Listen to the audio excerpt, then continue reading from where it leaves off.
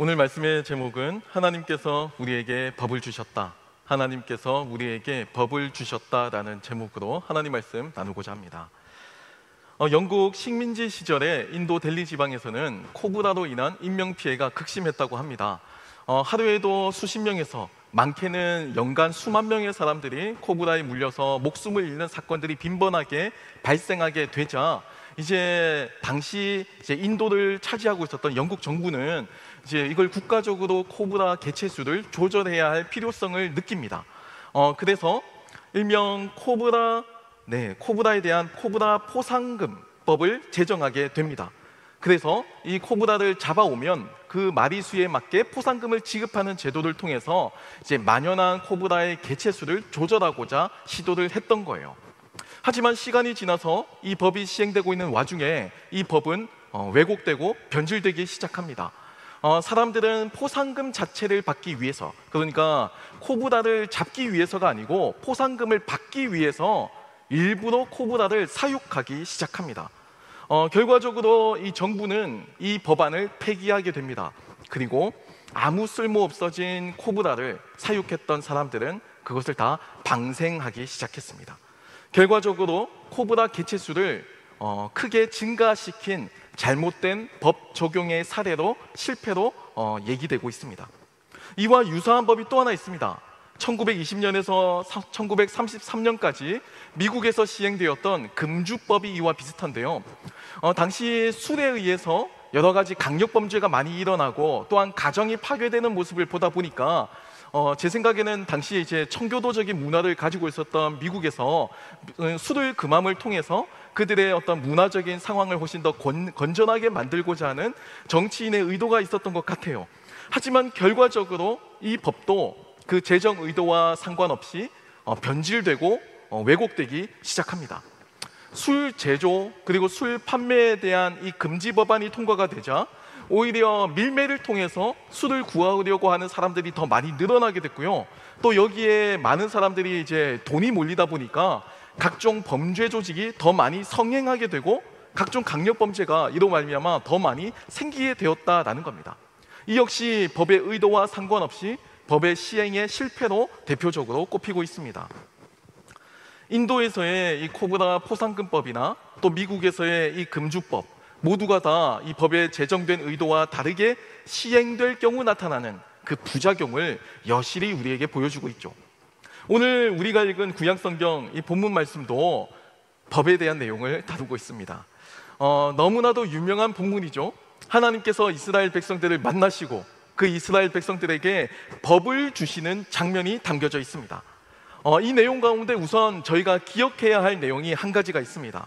먼저 이 법은요, 제가 앞서서 소개해드렸던 이 인도의 코브라 포상금법이나 아니면 미국의 금주법과 같이 인간이 특정한 의도를 가지고 스스로 만들어낸 약속이나 기준이 아니다라는 사실을 기억해야 합니다. 이 법은 하나님께서 우리에게 주신 거예요. 하나님께서 이스라엘 백성에게 그냥 주신 겁니다. 보통 법이라는 것은 그 사회의 정체성을 담고 있습니다. 법의 내용을 들여다보면 이 사회가 어떤 정체성을 가지고 있는지, 이 사회가 추구하는 가치와 방향이 어떤 내용으로 담겨져 있는지가 그 법의 내용 속에서 발견할 수가 있거든요. 하지만 오늘 나오는 이 십계명에 대한 내용은 이것과 관련이 없습니다. 하나님께서 일방적으로 주신 거예요. 일종의 사회적 합의나 사회적 약속으로 기능하는 것이 아니라 하나님의 계시로서 이스라엘에게 주어졌습니다. 인간의 경험도 아니고요, 인간의 기준도 아닙니다. 이스라엘 백성들 사이에서 이루어지는 사회적인 합의나 사회적 약속도 아닙니다. 서로의 재산을 지켜주고 서로의 안위를 보호하기 위한 정말 최대 다수, 최대 행복을 추구하는 어떤 공적인 사회적인 약속이 아니다라는 것을 기억할 필요가 있습니다. 이 법은 이스라엘 사람들이 필요해서 만들어진 법이 아닙니다. 이것은 하나님께서 이스라엘 백성들과 언약을 맺으시면서 주시는 법 내용이라는 걸 기억할 필요가 있습니다. 그 증거가 오늘 본문 3절에서 7절까지 나오는 1계명에서 3계명까지의 내용입니다. 제가 좀 소개해 드리겠습니다. 3절을 보면요, 너는 나 외에 다른 신들을 내게 두지 말라라고 전하죠. 4절 상반절에는요, 너를 위하여 새긴 우상을 만들지 말고 그리고 7절 상반절에는 너는 내 하나님 여호와의 이름을 망령되게 부르지 말라라고 기록하고 있습니다. 하나님께서 이스라엘 백성들에게 10가지의 계명을 주셨어요. 그런데 이 10가지의 계명 가운데 처음 3계명 모두가 다 하나님에 대한 의무를 담고 있는 하나님에 대한 계명이라는 겁니다. 이걸 제가 조금 더 이해하기 쉽게 설명하면요, 오늘 여기 본문에서 발견되는 10계명은 여타 많은 법들 가운데 가장 최고의 권위를 가지고 있는 최상위 법이라고 할 수가 있습니다. 후에 이스라엘에도 많은 율법 조항들이 생겨나게 됩니다. 그리고 율법이 아닌 이전부터 가지고 있었던 관습적인 조항들도 있었어요.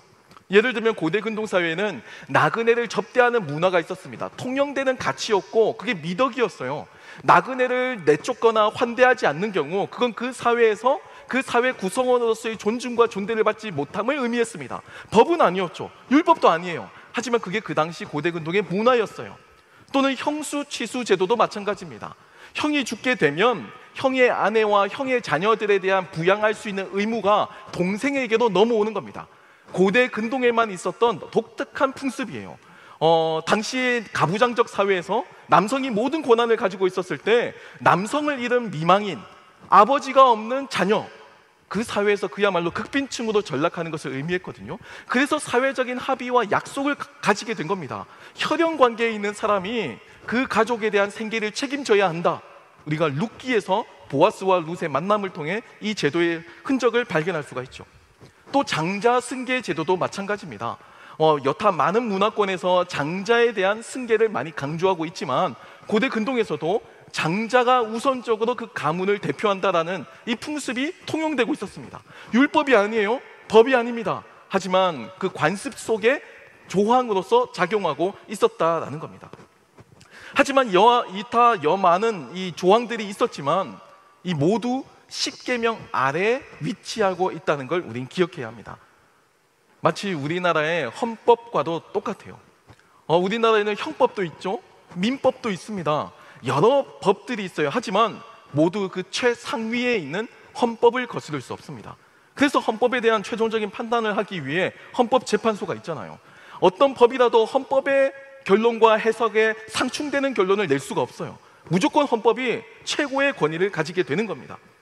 오늘 본문을 보면 이 이스라엘 백성들에게 주어져 있는 여러 법들 가운데 최상위법 딱 10가지 계명으로 이렇게 추려진 이 10가지 계명 가운데 1에서 3번째까지의 계명 모두가 다 하나님을 어떻게 섬길 것인가에 대한 계명이 나타나고 있다라는 사실입니다. 여러분, 이것이 굉장히 의미가 깊어요. 순서상으로나 비중으로나. 왜 하나님께서 이 하나님에 대한 내용을 이 최상위법 10개 가운데 무려 30%의 비중을 쏟으시면서 순서상 가장 먼저 다루고 계실까요? 이것은 이스라엘 민족이 그들의 정체성이 하나님을 섬기는 것에 있음을 분명하게 선언하고 있는 장면입니다. 이스라엘이라고 하는 그 공동체는 민족적인, 혈연적인, 관습적인 공동체가 아니고 하나님을 섬기는 신앙을 공유하는 집단이라는 겁니다. 이걸 천명한 겁니다. 하나님을 신앙하는 신앙 위에서 이스라엘은 연방국가를 이룰 수가 있었어요. 일종의 연방국가죠. 12지파로 구성되어 있는, 그리고 다양한 외부인들이 율법에 대한 준수를 인정하면 그들을 외부인으로서 대접하는 것이 아니고 얼마든지 개방된 공동체로서 이스라엘로 받아들였습니다. 수용을 했다라는 겁니다. 12절로 17절까지의 내용을 보면요, 5번째에서 10번째까지의 계명을 볼 수가 있는데요, 제가 그 내용을 읽어드리겠습니다. 본문 12절로 17절을 보면 내 부모를 공경하라. 그리하면 내 하나님 여호와가 내게 준 땅에서 내 생명이 길리라. 살인하지 말라. 간음하지 말라. 도둑질하지 말라. 내 이웃에 대하여 거짓 증거하지 말라. 내 이웃의 집을 탐내지 말라. 내 이웃의 아내나 그의 남종이나 그의 여종이나 그의 소나 그의 나귀나 모든 내 이웃의 소유를 탐내지 말라라고 전하고 있습니다. 앞서 1에서 3번째 이 3계명까지 30%의 비중이 하나님을 어떻게 섬길 것인가, 하나님을 어떻게 섬겨야 하는가에 대한 당위성을 설명하고 있는 의무에 대한 명령입니다. 지켜야 되는 내용이죠. 그리고 그 이후에 등장하는 5계명에서부터 10계명까지의 이 6가지의 명령은 사람과 사람 사이에 지켜야 할 계명들이 나오고 있습니다. 사람과 사람 사이에 지켜야 할 이 법은 사실 그 내용을 들여다보면 오늘날의 우리의 법 내용과도 굉장히 유사해요. 하나님께서는 십계명을 통해서 이스라엘 민족이 하나님만을 섬기는 것을 독특한 자신들의 정체성으로 규정하지 말고 여전히 사람과 사람 사이에 그 일상의 삶 가운데서도 여전히 하나님의 가치를 담아서, 하나님의 나라의 가치를 담아서 세상보다 훨씬 더 도덕적인 삶, 세상보다 훨씬 더 윤리적인 삶을 기대하시면서 이 법조항을 주고 계시는 겁니다. 그러니까 신앙이 좋다고 해서 하나님만 섬기는데 과몰입하는 게 아니에요. 하나님을 섬기는 게 순서상에 먼저죠. 이게 근본입니다. 하지만 여전히 그 뒤를 이어서 일상생활에서 사람들 사이에서 이루어지는 이 관계 속에서 세상 사람들보다 훨씬 더 윤리적이고 도덕적인 삶을 하나님께서는 기대하셨다라는 겁니다. 훨씬 더 높은 수준의 섬김을 하나님께서는 강조하고 계세요. 이렇게 1에서 3계명 그리고 5에서 10계명, 하나님을 향한 의무와 또 사람과 사람 사이의 계명, 이 사이에 8절의 말씀이 있습니다. 한번 읽어드리겠습니다. 안식일을 기억하여 거룩하게 지키라. 하나님을 향해 지켜야 할 명령 3가지, 그리고 인간들 사이에 지켜야 할 명령 이 6가지 사이에 안식일에 대한 계명이 있습니다. 여러분, 그리고 이 안식일에 대한 계명은 하나님에 대한 기억이에요. 그리고 동시에 사람들을 위한 계명이기도 합니다. 월터 브루그만이라고 하는 구약학자가 이 안식일에 나오는 이 조항을 가지고 이렇게 선언을 했습니다. 안식일은 저항이다라고 아주 간결한 문장을 통해서 설명하고 있습니다. 여러분, 안식일은요 그냥 여러분에게 일주일 가운데 하루 휴가 주는 개념이 아닙니다. 여러분, 안식일은요 일주일 가운데 하루를 그냥 하나님께 와서 종교 문화생활 하라고 베풀어 주신 그런 종교 행사 수준의 그런 개념이 아닙니다. 안식일은요 그 당시 문명과 문화와 풍습을 거스르는 저항 정신을 담고 있습니다. 세상 모든 사람들이 더 많은 것들을 위해서 질주하는 시스템을 우리가 살고 있습니다. 거스를 수 없죠. 이미 지금 이 세상은 그렇게 시작이 되었어요. 그렇게 달려가고 있습니다. 더 많은 것을 얻어서 더 많은 생산과 더 많은 소비를 의지하고 기대하죠. 그게 경제 성장률이에요. 이것이 멈추면 우리는 망하고 힘들어진다고 생각합니다. 그래서 더 많은 인구, 더 많은 출생률, 더 많은 성장, 더 많은 가치 계속 추구하는 겁니다. 계속해서 더 많은 것을 향해 나아가야 이 세상이 유지가 되고 성장할 수 있다라고 하는 믿음, 그게 세상의 질서라는 겁니다. 하지만 여기서 안식일을 수용하고 믿는다라는 것은요, 여러분, 이 생산과 소비가 다 나쁘다는 뜻이 아니라 오로지 그 목표만 보고 살아가는 사람들에게 그 삶이 전부가 아니고 하나님을 기억하는 게 우선이다라는 것을 의지적으로 기억하게 하는, 의도적으로 기억하게 하는 저항을 담고 있다라는 겁니다. 여러분, 지금도 마찬가지지만 당시 고대 근동에서요 일주일 가운데 하루 휴식을 준다라는 거 여러분 쉽지 않은 일입니다. 우리에게는 주 5일째, 주 6일째 익숙해져서 아무런 감흥이 없을지 모르겠지만 여기서의 안식일 규정 자세히 보시면 노비도 포함됩니다. 천민도 포함이 돼요. 심지어 외국인에게도 그걸 적용을 시키고 있습니다. 그러니까 지금 이 제도는요 고대 이스라엘에서 지금으로부터 수천 년 전에 그 당시 아주 압제적인 그 나라에서 도저히 있을 수가 없는 풍습인 거예요. 그들의 가치와 그들의 삶을 존중해 준다는 거, 그리고 주인이 그 노예의 쉼을 허락한다는 거, 그리고 여전히 그 주인이 내가 얻을 수익의 일부를 포기할 수 있다는 거. 여러분, 이건 신앙이 있어야 되는 겁니다. 이거 결단이 있어야만 하는 거예요. 그래야지만 이 안식일 규정을 지킬 수가 있다라는 겁니다. 과거에는 주일 성수가 있었습니다. 우리 한국의 믿음의 우리 선배님들은 아주 주일 성수를 소중하게 지켰어요. 물론 율법적으로 악용된 사례도 있습니다. 하지만 저는 전반적으로 주일 성수에 대해서 굉장히 긍정적이고 훌륭하다라고 존경하는 마음을 가지고 있습니다. 왜냐면요, 당시에 우리 신앙의 선배들은 이 주일 성수를 단순하게 하루 떼어서 예배 드리는 것으로 만족하지 않았거든요. 그들은 정말로 이 하루를 온전하게 지키기 위해서 경제권을 포기했어요. 여러분, 목욕탕을 하시는 업자가 당시에 목욕탕에 거의 주말만 장사를 하게 되는데 주일에 문을 닫아요. 자신의 신앙의 양심을 따라서. 굉장히 훌륭하죠.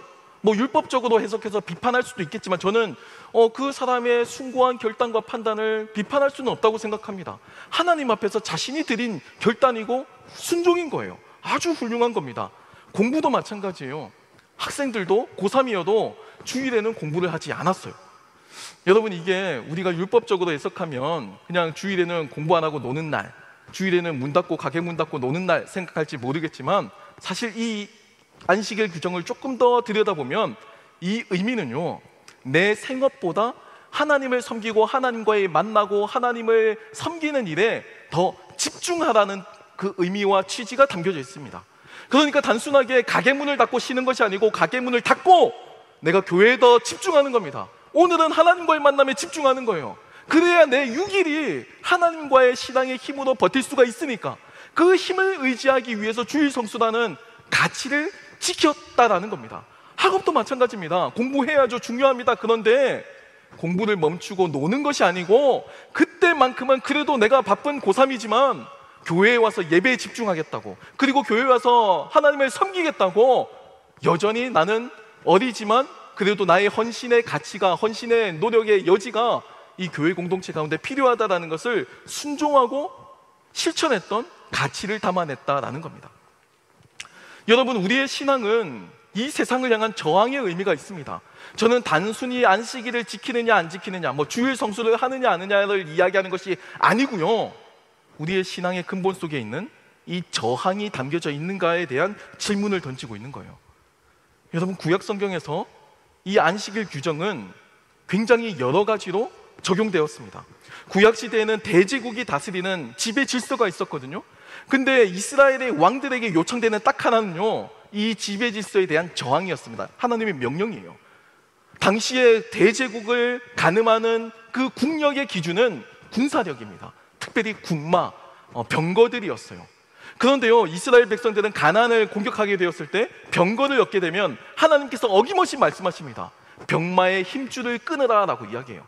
자기 스스로 우리가 갖추고 있는 전략적인 무기, 최첨단의 무기, 여러 기갑과 여러 최첨단의 이 중화 무기들을 자기 스스로 다 폐기 처분하라는 겁니다. 왜냐하면 이스라엘은 군사력을 의존하는 집단이 아니고 하나님을 믿는 공동체이기 때문이에요. 왕들은 이것을 지켜야만 했습니다. 왕들은 이 사실을 기억해야만 했어요. 이게 저항이에요. 신약 시대에는 로마 황제의 그 철공과도 같은 통치와 힘이 아니고 정말로 나약하고 초라한 예수 그리스도의 십자가를 선택하는 초대교회 성도들의 저항이 있었습니다. 로마 황제가 약속하는 부와 명예가 있어도 나는 여전히 초라한, 세상 사람들이 멸시하고 손가락질하는 그 십자가를 선택하는 그 저항 정신이 신약 시대의 신앙으로 남아 있었다라는 겁니다.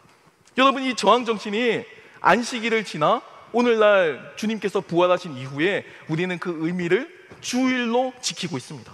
주일을 기억하고 예배를 드리며 섬기는 것으로 여전히 우리들의 삶 속에 남아 있다라는 겁니다. 여러분, 우리가 돈 받고 안내팀 하는 거 아니잖아요. 우리가 위대업식 유빌라 때 뭐 돈 받고 아르바이트하고 스펙 쌓으려고 하는 거 아니잖아요.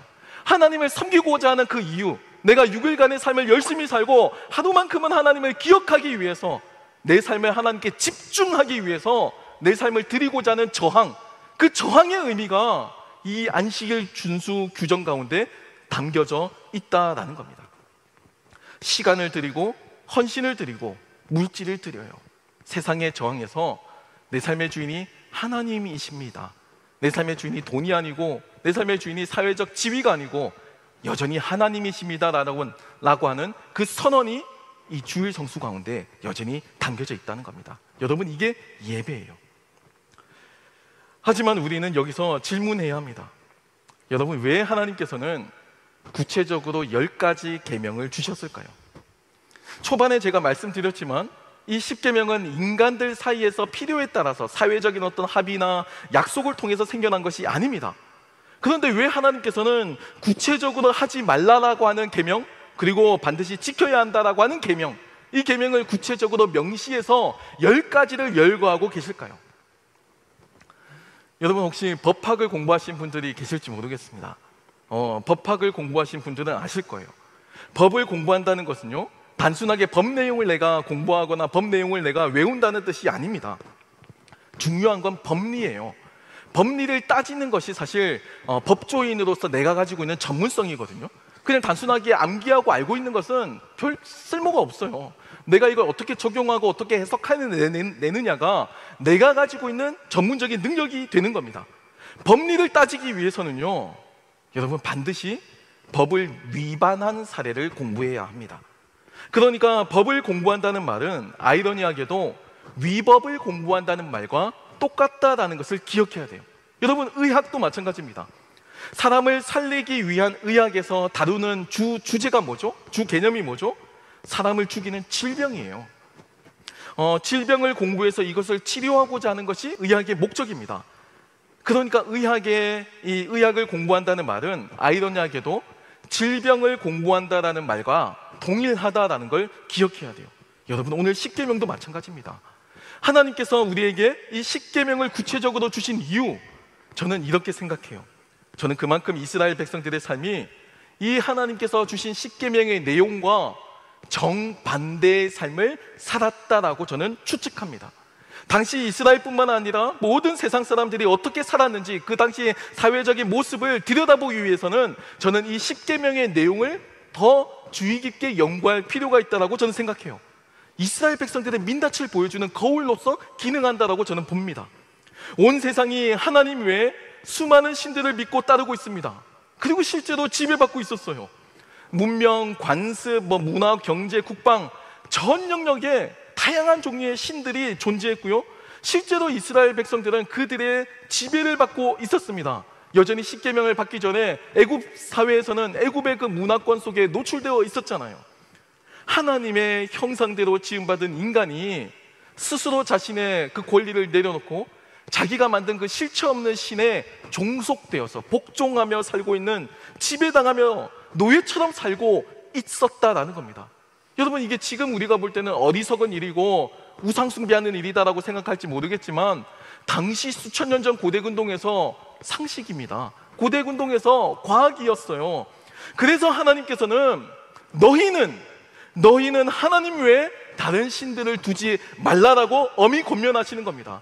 하나님의 형상대로 지음받은 인간이 왜 실체 없는 신에게 노예가 되어서 복속되어서 삶을 허비하고 소비하며 살게 되느냐는 겁니다. 하나님이 이걸 가르쳐 주시기 위함이었다라고 생각해요. 모두가 법을 어기지만 너희는 이 하나님의 법을 지켜야 한다는 겁니다. 우상을 만들지 말라는 것도 똑같아요. 그만큼 인간들이 얼마나 많은 다양한 종류의 우상을 만들기를 좋아하는가를 저는 단적으로 보여준다고 생각해요. 그러니까 십계명은 사실 일종의 인간들의 그 병리적인 현상을 그대로 담아낸 하나님의 처방전이다라고 저는 해석합니다. 우상을 만드는 것, 헛된 신을 섬기는 것, 이게 인간의 타락한 우상의 모습이라는 거예요. 이 십계명의 내용을 자세히 들여다보면 몇 가지 알 수가 있습니다. 안식일을 기억하고 거룩하게 지키는 것, 어려운 일이라는 거 알 수 있어요. 안식일을 지키는 거 어려우니까 안식일을 지키라라고 말씀하시는 겁니다. 쉬우면 이거 굳이 십계명 최상위법에 올라갈 이유가 없어요. 주일 성수 어렵습니다. 헌금 드리는 거 어렵죠. 그러니까 지키라라고 이야기하는 겁니다. 저항을 하라라고 가르쳐 주시는 거예요. 부모님을 공경하는 것도 만만치 않은 일입니다. 그러니까 부모를 공경하라라고 가르쳐 주시는 거예요. 인간은 본능적으로 누군가를 파괴하고 착취하고 쾌락에 중독되는 데 익숙합니다. 그래서 하나님께서 다시 가르쳐 주시는 거예요. 살인하지 마, 간음하지 마, 도둑질하지 마, 거짓 증거하지 마, 이웃의 소유 탐내지 마. 구구절절하게 최상위법인 이스라엘의 헌법을 통해 십계명을 통해서 하나님께서 그들의 삶에 직접적으로 관여하고 계신 겁니다. 십계명은 이스라엘 백성들 그리고 우리들의 이 악한 본성을 그대로 비추고 있습니다. 사실 십계명은 그 안의 내용보다 그 배경이 우리에게 더 많은 것들을 가르쳐주고 있습니다. 한번 생각해 보셨나요? 이 십계명이 주어졌을 때 그 당시 사회상 당시 힘 있는 사람들은 무엇이든지 할 수 있었고요, 이것이 곧 정의였던 시대입니다. 황제는 다른 나라를 공격했습니다. 그리고 그 나라를 지배했습니다. 이게 정의였어요. 이게 내가 가지고 온 평화고 내가 가져온 질서였어요. 이게 미덕이었어요. 물론 수천 년 전에 함무라비 법전도 있죠. 역사학적 가치가 굉장히 큰 법전이죠. 눈에는 눈, 이에는 이라고 하는 이 동해보복의 원리를 기록하고 있는 아주 중요한 법의 내용으로 평가받고 있습니다. 하지만 여러분, 이 함무라비 법전은요, 이 동해보복 원리는 여전히 같은 계급의 사람들에게만 적용되었다는 걸 기억해야 됩니다. 이 함무라비 법전에서 내 눈을 다치게 하면 그 다치게 한 사람 역시도 똑같이 고통을 준다라고 하는 이 법이 평등해 보이지만, 이 평등은요, 같은 왕족들끼리, 같은 귀족들끼리 통용되는 겁니다. 귀족이 노예에게 적용되지 않아요. 노예를 상하게 했을 때 물론 책임을 일부 졌습니다. 배상금 조금 쥐어줬어요. 하지만 똑같은 이 동해보복의 원리가 동일한 원리로, 법리로 작용하지 않았다라는 겁니다. 엄연히 구분을 가지고 있었던 게 함무라비 법전이에요. 하지만 십계명은요, 여기서 그 독특한 성격이 나타납니다. 십계명은 이스라엘 백성들의 현재 지도자인 모세도 따라야 하는 법입니다. 모세도 이 헌법의 가치를 준수해야 돼요. 아무리 자신이 하나님을 만난 계시의 전달자고 지도자라고 할지라도 십계명 위에 군림할 수 없습니다. 모세도 십계명을 따라야 해요. 레위 지파 제사장들도 따라야 합니다. 백성들을 다스리는, 백성들의 존경을 받는 장로들도 따라야 합니다. 모든 백성들 모두가 다 따라야 하는 법입니다. 여러분, 이건 훗날 사울 왕조, 다윗 왕조가 열렸을 때 왕이라고 해도 예외가 없었어요. 여러분, 훗날 다윗이 간음의 죄를 짓습니다. 그때 간음의 죄를 지은 왕 앞에 선지자 나단이 나타납니다. 그리고 그 나단이 왕 앞에 아주 정말 결기 있게 선언합니다. 당신이 죄인이라고 선포합니다. 하나님께서 다윗을 질책하시는 거죠. 그의 죄를 고발하는 겁니다. 고대 근동에서 왕에게, 강력한 왕권을 가진 전제 군주에게 누가 감히 당신이 죄인이라고 이야기할 수가 있었겠냐고요. 여러분, 십계명이 그만큼의 강력한 힘을 가지고 하나님의 말씀의 권위를 가지고 있었다는 겁니다. 십계명은 힘이 있는 자가 힘으로 할 수 있는 모든 종류의 형태의 폭거를 막고 하나님의 방식으로 살아가는 삶의 방식을 권장하고 있습니다. 여러분, 근데 더 놀라운 점이 있습니다. 십계명은요, 하나님의 백성들에게 주어지는 삶의 규칙이다라는 거, 우리 이거 잊지 말아야 해요. 다시 말하면 십계명을 잘 지켜야 비로소 하나님의 백성이 된다가 아니고요, 하나님의 백성이기 때문에 십계명을 주셨다라는 겁니다. 십계명을 지켜야 언약 백성이 되는 것이 아니고 언약 백성이기 때문에 십계명을 주어졌다라고 하는 것, 여러분, 이 순서가 굉장히 중요해요. 이 순서가 뒤바뀌게 되면 법 적용이 왜곡되게 됩니다. 법이 변질되게 됩니다. 앞서 인도의 코브라 포상금법과 같이, 미국의 금주법과 같이 이 법의 취지와 의도가 완전히 뒤바뀌게 돼요. 대표적인 사람들이 신약시대의 바리새인들이었습니다. 누구보다도 율법에 대한 열정이 가득했던 사람들이었지만 왜 그 율법이 주어졌는지, 왜 그 율법이 어떻게 주어졌는지 전혀 생각하지 못하고 그냥 기계적으로 지키고 살았어요. 그래서 안식일에 누군가의 사람의 도움을 구하는 사람이 있어도 도와줄 수가 없습니다. 왜냐하면 누군가를 돕는 행위를 노동이라고, 일이라고 법리로서 판단했기 때문이에요. 그래서 율법학자들이 노동, 안식일에 위험에 처한 사람들을 도와주는 것, 이거 법리를 어긋난다라고 판결했기 때문에 유대인들이 그걸 지킬 수가 없는 거예요. 바리새인들은 율법에 열정이 있었기 때문에 도와줄 수가 없었던 겁니다. 사마리아 사람이, 그 강도 만난 사람이 쓰러져 있었어도 레위인들 또는 유대인들 도와줄 수가 없어요. 시체를 가까이 하면 안 되기 때문에, 그 율법의 기계적인 적용 때문에 실제로 이 안식일의 준수에 대한 의무, 율법에 대한 원래의 의도와 상관없이 왜곡되는 모습이 나타나게 됐다는 겁니다. 여러분이 열심히 그들의 자랑이자 정체성이 되었어요. 여러분, 바리새라고 하는 이 단어의 뜻이 구별된 사람들이라는 뜻을 가지고 있거든요. 하나님의 언약 백성들의 삶을 담은 것이 아니고 이들의 이 법을 지키는 모습을 보면 우리가 다른 백성들과 얼마나 다른지, 우리가 이 세상과 얼마나 분리되어 있는지, 이거에 집중하게 된 겁니다. 하나님께서 원래 주셨던 법의 의도와 전혀 상관없이 자신들을 이 세상과 분리시켰어요. 자신들을 이 세상과 섞이지 않는 존재로 만들게 되었다라는 겁니다. 사랑하는 청년 여러분, 앞서 제가 인도에서 이 코브라 포상금법, 미국의 금주법을 다루었습니다. 코브라 개체수를 조절하기 위해서, 그리고 수를 통한 각종 범죄를 막기 위해서 이렇게 긍정적인 의도에서 시작된 법이었지만, 이 법을 잘못 해석하고 적용하는 사람들 때문에 이 법은 변질됩니다. 결과적으로 코브라 개체수는 증가했고요, 수로 인한 범죄 조직은 더 많이 늘어나게 되었습니다. 여러분, 법은 잘 지켜지는 것도 중요하지만 동시에 이 법을 제정된 의미와 그 목적을 잊지 않는 것, 여러분, 이게 지키는 것만큼 굉장히 중요해요. 오늘 십계명을 받은 이스라엘 백성들에게도 그 목적이 분명합니다. 출애굽기 20장 20절 말씀을 보면, 모세가 백성에게 이르되 두려워하지 말라. 하나님이 임하심은 너희를 시험하고 너희로 경외하여 범죄하지 않게 하려 하심이니라 라고 전하고 있습니다. 하나님께서 법을 주신 목적은요, 어려운 법을 주셔서, 지키지 못할 법을 주셔서 징계하기 위한 목적이 아니고요, 오히려 이 법의 테두리 안에 있을 때 너희가 안전할 수 있다는 것, 범죄하지 않도록 지켜주는 역할을 한다라는 겁니다. 십계명을 지켜야 언약 백성이 되는 것이 아니고요, 언약 백성이기 때문에 그에 걸맞는 마땅한 언약 백성의 삶인 십계명이 주어져 있는 거예요. 언약 백성, 하나님의 백성이니까 그에 걸맞는 삶을 살라고 하나님께서 십계명을 주셨다라는 걸 우리는 잊지 말아야만 합니다. 하지만 오늘 본문에 숨겨진 또 하나의 비밀이 있습니다. 비밀이 참 많네요. 지금 십계명의 내용을 유대인들은 어떻게든 지키려고 노력을 했어요. 많은 노력을 했죠. 그런데 문제는요, 그 적용 대상에 있었습니다. 유대인들은 이 내용을 철저하게 유대인들에게 한정하여서 적용시켰습니다. 이게 세상의 함무라비 법정과 뭐가 다르냐는 겁니다. 하나님께서 귀족과 귀족끼리, 일반 백성과 일반 백성끼리, 노예와 노예끼리 이렇게 계층을 나누어서 법을 지키라고 십계명 주신 거 아니잖아요. 함무라비 법전처럼 그렇게 준 거 아니잖아요.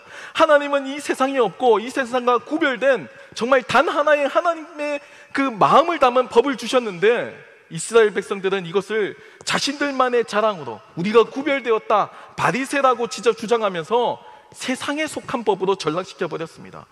여러분, 그러니까 이건 간음하지 말라, 살인하지 말라, 빼앗지 말라라고 하는 이 율법 조항을 적용하는 것을 내 이웃인 유대인들로 한정했다는 겁니다. 이방인에게는 간음해, 도둑질해, 빼앗아, 살인해 다 용인하고 묵인했다라는 겁니다. 율법 교사들의 이 적용으로 인해서 수많은 율법의 오용과 왜곡이 일어나게 됩니다. 예수님은요, 이 율법에 대한 해석을 이렇게 해석합니다. 모든 사람들에게 적용되는 것으로 바꾸어서 해석을 해요. 그 지점이 이스라엘 사람들이 율법에 비로소 실패하게 된, 결국 실패한 그 지점입니다. 주님은 모든 사람을 사랑하라고 하셨어요. 모든 사람을. 그리고 모든 사람을 용서하라고 하셨습니다. 유대인만 아니요, 모든 사람을. 심지어 내 이웃을 내 몸과 같이 사랑하라고 말씀하셨습니다. 그렇게 대하라고까지 하셨어요. 이 적용 대상은 유대인에게만 한정되지 않아요. 이 적용 대상은 예루살렘 사람에게만 적용되지 않아요. 이 적용 대상은 하나님의 형상대로 지음받은 모든 인간에게 보편적으로 적용됨을 예수님께서 해석하셨습니다. 예수님께서 그 법을 최종적으로 해석하셨어요. 오늘 하나님은 이스라엘 공동체에 법을 주십니다. 그리고 하나님의 언약 백성다운 삶을 살도록 하셨어요. 이 이유와 목적은 세상과의 분리가 아닙니다. 세상과의 절연이 아니에요. 십계명을 주신 이유는 하나님 백성다운 삶을 이제 너희들이 회복해서 이 세상 가운데 제사장 나라가 되고 이 세상 가운데 모범이 되길 하나님께서는 바라신 겁니다. 이것을 통해서 여전히 이 세상에 강력한 세상의 힘이 존재하고 있지만 여기에 저항하는 사람들이 있다는 것, 이것에 저항하는 하나님의 법이 있다는 것을 너희들이 온몸으로 보였으면 좋겠다 말씀하시는 겁니다. 강한 것이 모든 것을 지배하는 것이 아니고 이집트의 파라오보다도 로마 제국의 황제보다도 하나님이 더 크시다라는 것을 그 현실 속에서 있는 그대로 고백하고 실천하는 것, 바로 이것이 신앙이라고, 이것이 믿음이라고 가르쳐 주시는 겁니다. 여러분, 이게 구약에서는 율법, 이 십계명을 구체적으로 지키는 행위 속에 담겨져 있었고요, 또 이것이 신약 시대에는 예수 그리스도를 믿는 신앙으로 나타나게 되었습니다. 세상에 강한 것을 바라보지 않고 세상에 약한 것을 의지하는 거예요. 세상에 화려한 것을 접어두고 세상의 초라한 것을 선택하는 겁니다. 넓은 길을 두고 좁은 길을 가는 겁니다. 그걸 믿음이라고 부르고 있습니다. 우리들의 모습은 어떠한지 살펴보았으면 좋겠습니다. 저는 가끔 그런 생각을 합니다. 우리의 신앙이 정말 우리의 이 신앙의 이야기와 이 신앙의 문법이, 언어가 우리 내부만에 통용될 수 있는 문법으로만 기능한다면 정말 우리는 어찌 보면 이미 분리된 집단, 이미 폐쇄적인 집단이 되었을지도 몰라요. 우리는 더 많은 세상과의 접촉점을 가져야만 합니다. 우리의 일상과 우리의 주무대는 주일 바로 이곳이 아니고 이곳에서 하나님을 만나고 집중하고 그 다음에 6일에 걸쳐서 주어져 있는 우리들의 일상이라는 사실 우리는 기억해야만 합니다. 그 일상 속에서 우리는 하나님을 바르게 섬기는 방법을 배울 수가 있고 알 수가 있습니다. 10계명을 주셨을 때 앞에 3계명은 하나님에 대한 규정입니다. 이건 우리가 주일날 집중해야 될 내용이에요. 하지만 나머지 심지어 안식일부터 10계명까지 7가지의 70%의 비중은 세상에서의 이야기입니다. 세상에서 우리가 제사장 나라로서 모범을 보여야 하는 그 기준, 그 규율, 그 규칙에 대한 내용을 담고 있다는 것을 우리는 기억해야만 합니다. 저는 목사로 살고 있습니다. 하나님께서 주신 아주 영광스러운 직분이고 정말 복음을 전하고 성경을 가르칠 수 있는 정말 특별한 은혜라고 생각합니다. 그래서 저는 정말 그동안 신학 공부를 할 때 정말 최선을 다해서 공부해 왔어요. 정말로 하나님 앞에서 정말로 최선을 다했고 지금도 최선을 다하고 있습니다. 복음을 가감없이, 그리고 복음을 변질됨 없이 잘 전달하기 위해서 정말 노력하고 있어요. 하지만 저에게는 또 동시에 중요한 건 제 아내에게 정말 제가 훌륭한 남편이 되는 것, 저에게 굉장히 중요합니다. 훌륭한 목사만큼 중요해요. 훌륭한 남편이 되는 것. 제 자녀에게 훌륭한 아버지가 되는 것, 훌륭한 목사만큼 중요합니다. 어찌 보면 더 중요할 수도 있어요. 정말로 그 일상의 삶이 저는 하나님께서 우리를 불러주신 그 10계명의 현장이다라고 저는 생각합니다.